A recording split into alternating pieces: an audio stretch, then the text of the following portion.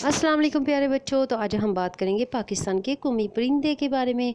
तो आपने मुझे बताना है कि पाकिस्तान के कौमी परिंदे का नाम कौन सा है, और आप सुन के हैरान रह जाएंगे। तो पाकिस्तान का कौमी परिंदा है बहुत ही खूबसूरत चकोर। चकोर बहुत खूबसूरत परिंदा है। ये पाकिस्तान का नेशनल बर्ड है। क्या है पाकिस्तान का नेशनल बर्ड? तो आपने ज़रूर याद रखना है कि पाकिस्तान का नेशनल बर्ड कौन सा है, चकोर।